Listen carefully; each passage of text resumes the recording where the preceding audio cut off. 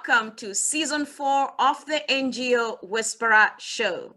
My name is Dr. Carolyne Opinde. I am the founder of the NGO Whisperer and the convener of the NGO Whisperer Masterclass.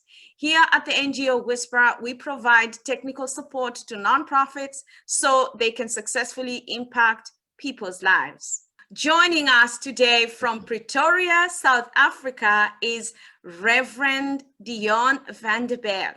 He is the founder of Beginet. Beginet in Afrikaans means begin now, just begin. Reverend Deon, welcome to the show. Thank you very much, Caroline. It's a great privilege to be on the show. Thank you so much. It is really an honor and a pleasure to have you here as one of the long-standing partners of the NGO Whisperer. Actually, ladies and gentlemen, for those who may not know, Season 1 of the NGO Whisperer show was shot at the Beginet studios in Pretoria. That's where it all started. So Reverend Deon and I come a long way. And today, we are going to speak about community-led interventions that are being implemented by Beginet in South Africa. So to start us off, Reverend Deon, would you please share with our audience what Beginet does? It started in 2018. I was part of a non-profit organization that did seminars all over South Africa in marriage and single people and marriage preparation in life enrichment. And in 2018, March 2018, the board of directors said they're going to retrench me because there's not money. And the moment I walked out and the Lord said to me, listen, you've got the calling, you've got the passion for people, you've got knowledge, go out and serve the masses for free. Give what you have free to the masses. And I nearly fainted. And I called a friend and he said, he's so glad to hear that I must do my own thing. And yes, in short, that is how Beginet started in 2018. And with a divine calling of the Lord, go and serve communities for free. And it's been a hard path this past 3 years, but I'm still true to the calling, do everything for free. And I've done a lot of things. I don't want to boast about it, but the Lord opened doors, and it's such a great privilege just to serve for free. I've done a lot of seminars in relationships, especially in the poorer communities where they cannot afford, amongst the people in the Western Cape. I'm going to go there end of May again. And yeah, that is awesome. And then you mentioned the studio. Before COVID, we had a studio where we did some recordings, and I did a lot of recordings and send it out for free and serve people out there on different topics. Yeah, so there's a lot of things that I've done to help people. Before COVID, I had a radio program running about relationships, and that radio program was broadcasted, and about 450 to 550,000 people a week listened to it. So yes, I really had the privilege of, and still have it, to serve people for free. But then COVID came and a lot of things changed. Let's talk about your programs before COVID, because Okay. you have done a lot of work in the area of restoring families, because that was your calling, and that's how Beginet was founded. And it was founded on the principles of the Bible from a Christian perspective to restore moral regeneration in the family setting. Share with us, what have you accomplished so far through the work that you do in the community? Of course, this is through the nonprofit Beginet, using it as a platform to reach out to people, and also using technology. Share with us how that has happened, because I know you have reached many people, not just within South Africa, but outside South Africa. Yeah, with technology, it's very easy to reach people throughout the world, Afrikaans-speaking people throughout the world, and English-speaking people. And that's one of the things that we can use to reach people everywhere for free. My heart, my calling is, if someone in a shack have that limited of data, then that is a possibility to serve them with something for free. They don't have to pay for a seminar or for any input in their life. If they have data, they can call everybody together and say, let's watch this. And that's what we've done. We've done a lot of recordings on marriages, on blended families, on parenthood, on single people. Charmaine had a show on Beyond Talk, where she inspired young ladies in business.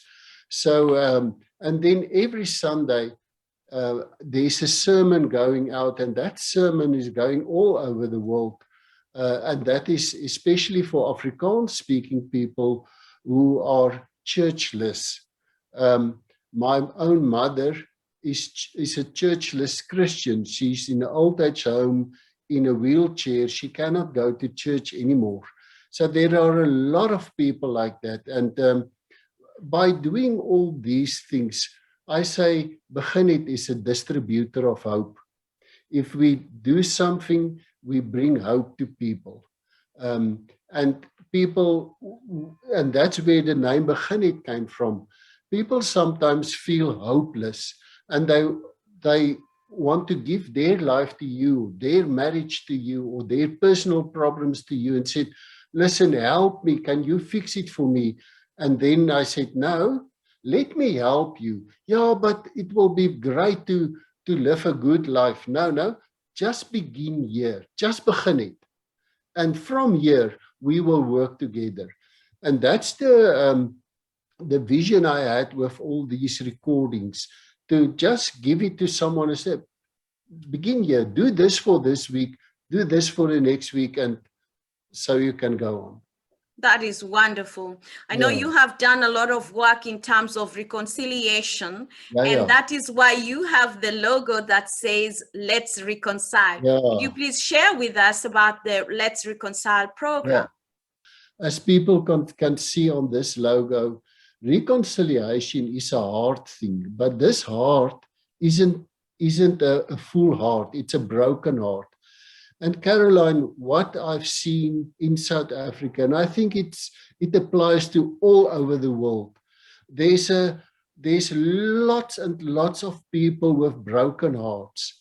And the reason is they were hurt by someone else. In the bigger South Africa, races hurt each other. In families, there's a lot of people who got hurt, in relationships, in marriages, in schools, in the workplace. I can continue.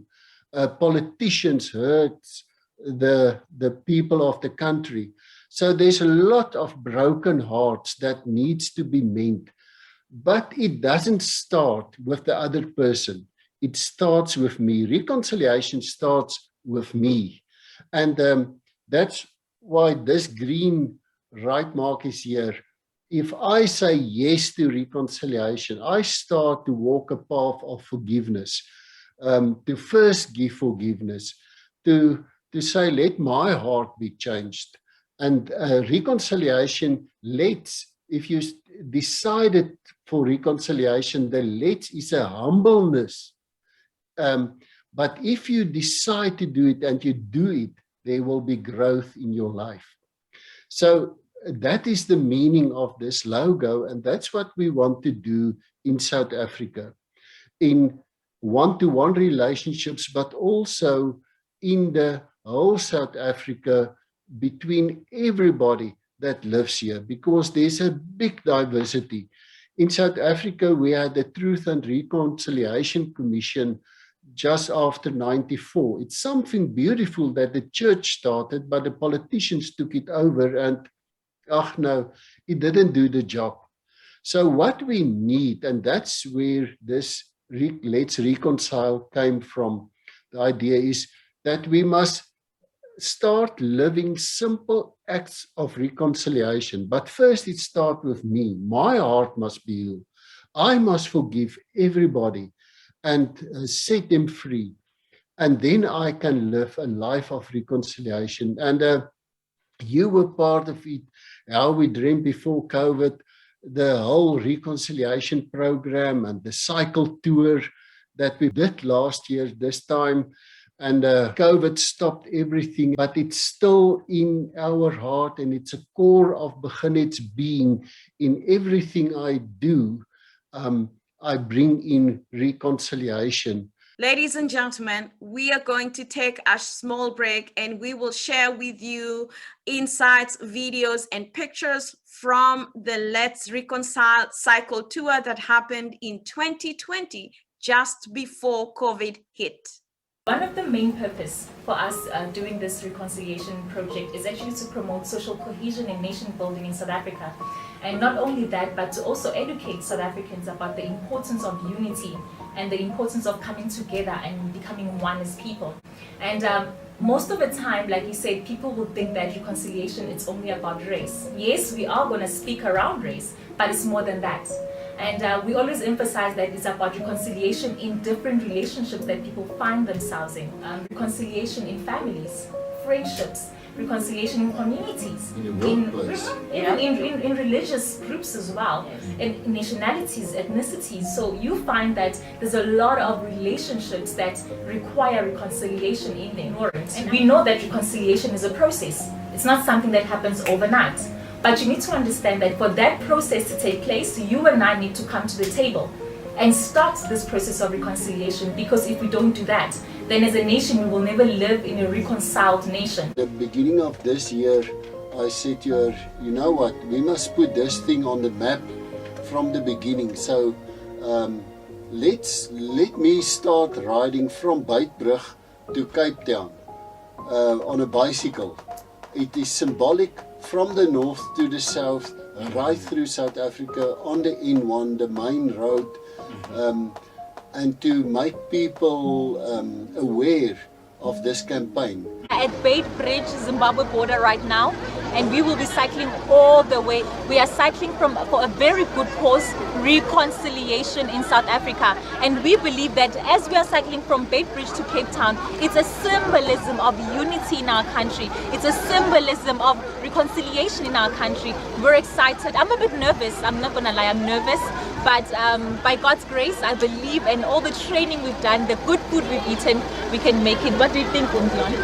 I think if she's nervous, one that's nervous is enough. I will just do my part and focus on cycling, put the head down and cycle, all for reconciliation.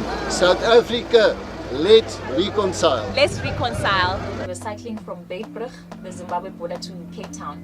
So we have different stop towns in between. So per day, we cycle at least 200 kilometers per day at least.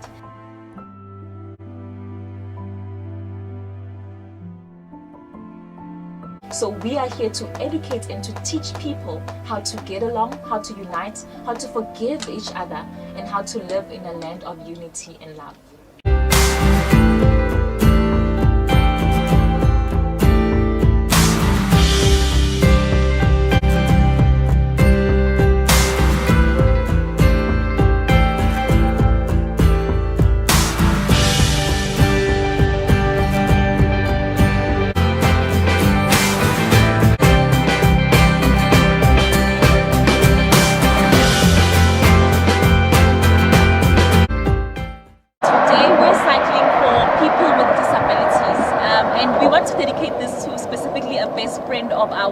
He's called Victorious. What happened is, I'm just going to summarize the story. Victorious was once shot while he was trying to protect his wife. They were mugged while they were on their way to the shops. And when they shot him, he became disabled and couldn't walk even today. But you're not going to believe what happened. Victorious today, he speaks to the people who actually shot him and caused him the pain that they did. And that shows you that reconciliation is required in South Africa, and it is not impossible. Because I've got legs, I can cycle, I'm very tired, but today I'm doing it for all the people with disabilities, because I am an able person and I'm doing it, and Shamaine are doing it for you. Let's reconcile South Africa. Let's reconcile South Africa. Reconciliation also, it's something that we all are responsible for. You know, you can't just say one group needs to reconcile with another. Reconciliation needs to come from both sides. It's not a one-sided thing, because in order for us to reconcile as a nation, and you know, even globally, like we need to, you need to be able to step into somebody else's shoes, black or white, disabled, not disabled, woman, man, you know. So I think it's a matter of, you know, taking responsibility for who you are and trying to understand who other people are.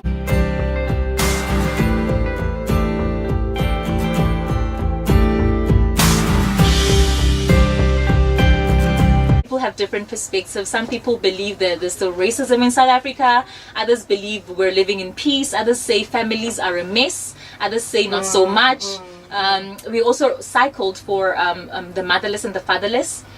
There was a day where we just spoke about that, and yesterday we were cycling for people with disabilities, and I promise you, I spoke to them, and the way that they view reconciliation, they feel like we still need to accommodate them as South Africans. They don't feel accommodated and they don't feel understood, and that's something that we're going to air out there during our documentary for people to do something about, and yeah, just to understand them better.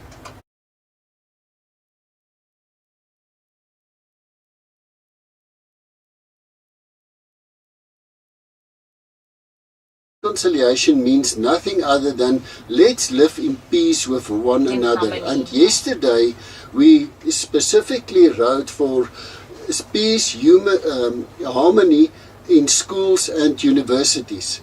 So that was our focus for yesterday.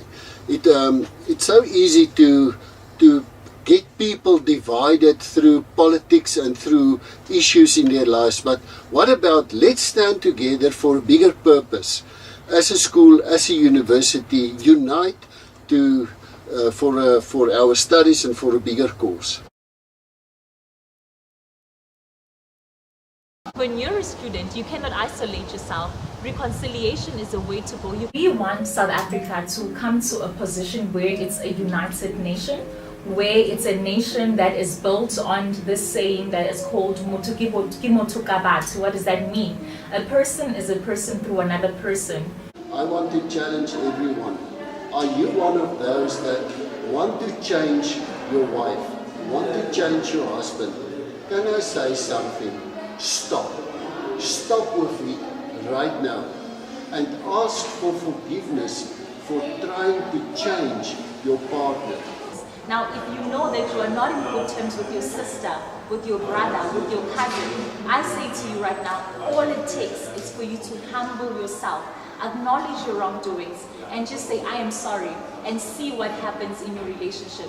Is your pride worth you losing someone that is close to you? Is your pride worth you living a life where you have no family support because you are prideful to apologize? Yes, reconciliation is a process, but it starts with you and me to come to the table and say, let's be a part of this conversation and apologize, start a dialogue, and build a new relationship that's filled with unity and joy and happiness. Let's reconcile South Africa. Let's reconcile South Africa.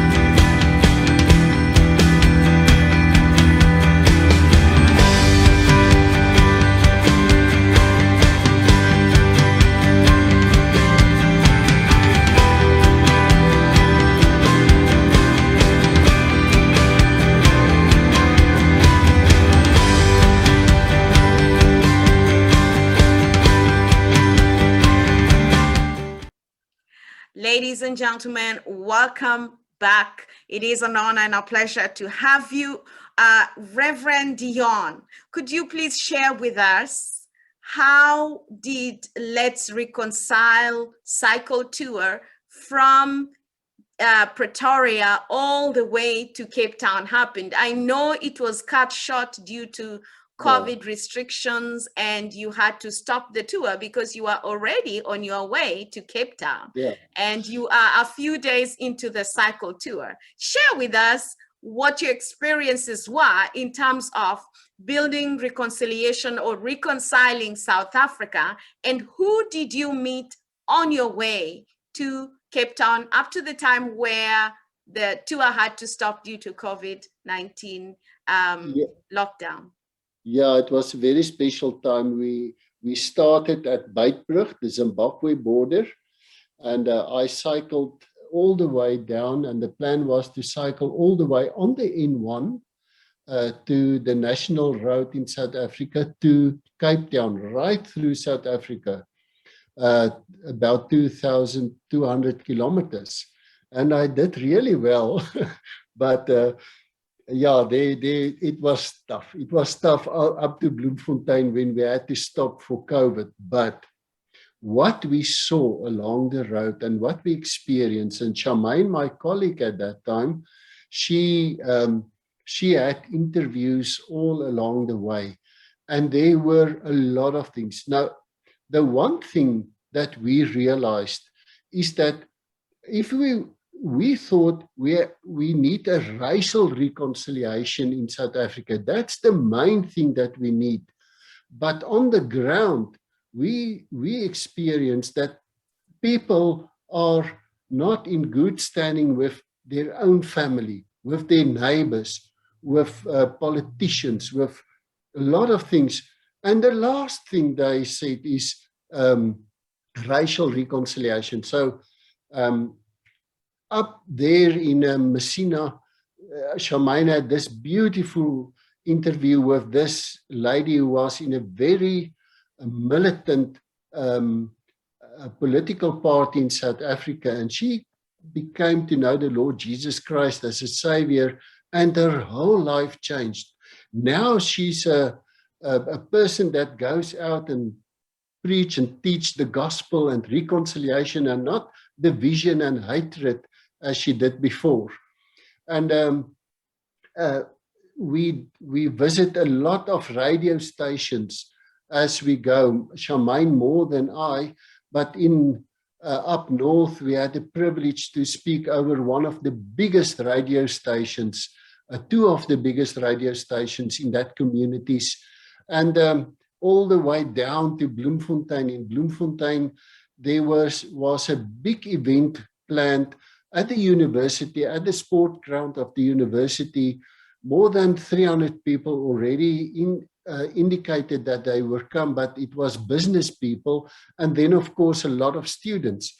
But a day before that, our president says, no, coronavirus, lockdown, no big gatherings anymore, nothing beyond 50 people. So that whole thing actually stopped in Bloemfontein, but I could manage to do 1,000 kilometers in 5 days, 200 kilometers a day. I will die if I do it now again.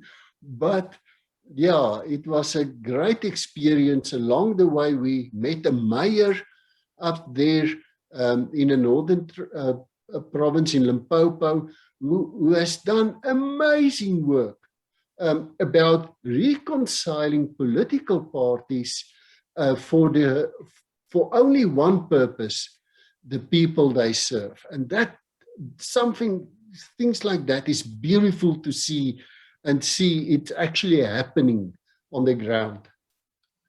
Reverend Deon, thank you for joining us today for part 1 of community-led interventions in South Africa by Beginet.